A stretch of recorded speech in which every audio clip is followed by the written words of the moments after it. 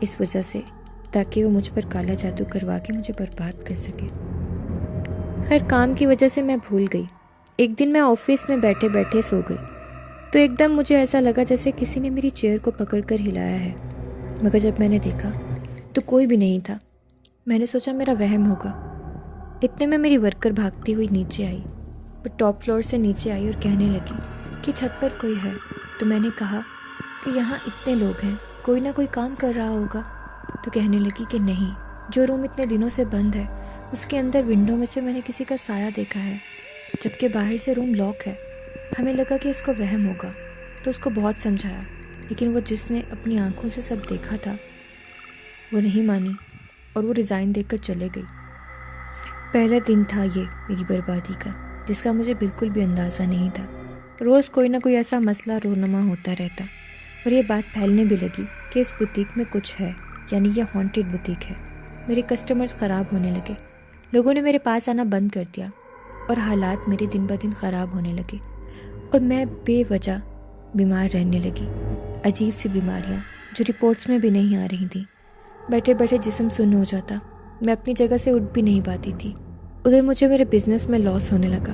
مجھے سننے میں آیا کہ سمرا ہی لوگوں میں مشہور کر رہی ہے کہ میرے کسٹمرز خراب ہوں، کہ اس بوتیک میں جنات ہیں۔ ایک دن میں نے اس کا فیصلہ کیا کہ میں حقیقت جان کر ہی رہوں گی، اور سوچا کہ آج رات بوتیک رک کر دیکھتی ہوں کہ آخر سچائی ہے کیا۔ سب لوگ چلے گئے تو شام کو میں وہیں پر رک گئی، کسی کو بتائے بغیر، کیونکہ میں دیکھنا چاہتی تھی کہ آخر ان رومرز میں کتنی سچائی ہے، کیونکہ اس سے کچھ دن پہلے ہی مجھے عجیب خوفناک سے خواب آ رہے تھے۔ ایسے لگ رہا تھا کہ جیسے کوئی 24 گھنٹے میرے ساتھ ہے، مجھ پر نظر رکھ رہا ہے، پر میرے ساتھ ہو کر بھی نہیں، یعنی بس محسوس ہو رہا تھا لیکن نظر نہیں آ رہا تھا۔ خیر میں اس رات وہیں رک گئی اور اپنے آفس میں بیٹھ کر کام کرنے لگی، اور کام کرتے کرتے میری آنکھ لگ گئی، اور میری آنکھ ایسے کھلی کہ میرے کان میں کوئی آہستہ سے میرا نام لے رہا تھا، اور میں ڈر گئی۔ جب اٹھی تو وہاں کوئی بھی نہیں تھا۔ پہلے تو سب ٹھیک تھا، لیکن مجھے خوف بہت آ رہا تھا، کسی کی موجودگی کا احساس ہو رہا تھا۔ اس کے بعد سچویشن اور بھی زیادہ خراب ہونے لگی۔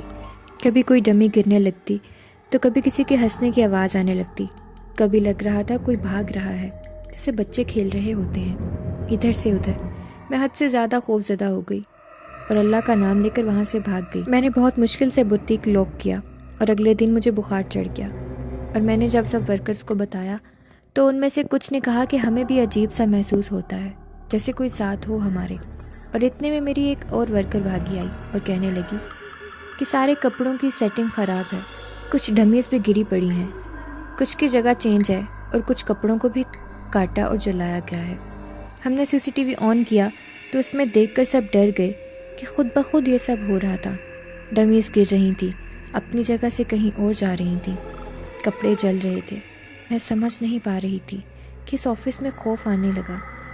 پھر ہم نے بوتیک میں قرآن خوانی کروائی، اور اس سب کے پیچھے چھپے انسان کا بھی پتہ چل گیا کہ سمرا نے ہی یہ سب حسد اور جلن کی بنا پر کیا تھا۔ اس نے مجھ پر کالا جادو کروایا تھا۔ جب میری وہ انگوٹھی غائب ہوئی تھی وہ اسی نے چرائی تھی۔ خیر مجھے اس چیز پر یقین تو نہیں آ رہا تھا، لیکن اپنی بربادی دیکھ کر مجھے تکلیف بھی ہو رہی تھی۔ میں سوچ نہیں سکتی تھی کہ وہ اتنا گر جائے گی۔ وہ چاہتی تھی کہ میں برباد ہو جاؤں، مجھے بزنس میں لاس ہو، لیکن اللہ کی کرنی کچھ ایسی ہوئی کہ اس کے ہی بوتیک کو بند کر دیا گیا، کیونکہ اس نے وہاں کا رینٹ پے نہیں کیا تھا، اور میرا ادھار بھی اس نے مجھے واپس نہیں کیا۔ مجھے اس بات کا دکھ نہیں، دکھ صرف اس بات کا ہے کہ اس نے مجھے دوستی کے نام پر دھوکہ دیا، اور سارے علاقے میں اس کی اصلیت سب کو پتہ چل گئی، اور اس طرح سے میرے کسٹمرز دوبارہ آنے لگے، اور اس قرآن خوانی کی وجہ سے وہ جتنے بھی برے اثرات تھے میرے بوتیک سے نکل گئے۔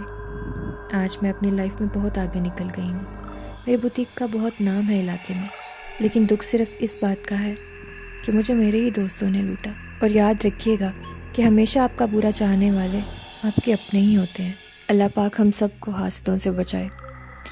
So that's it for today's video. I hope آپ کو آج کی ویڈیو پسند آئی ہوگی۔ اگر آپ کو یہ کہانی اچھی لگی اور آپ اس طرح کی مزید سٹوری سننا چاہتے ہیں so please go and subscribe my channel and hit the bell icon, تاکہ آپ کو ویڈیو کی نوٹیفیکیشنز ٹائم پر ملتے رہیں۔ ملتے ہیں نئی ویڈیو میں نئی کہانی کے ساتھ، تب تک اپنا خیال رکھیں، ہمیں دعاؤں میں یاد رکھیں۔ اللہ حافظ۔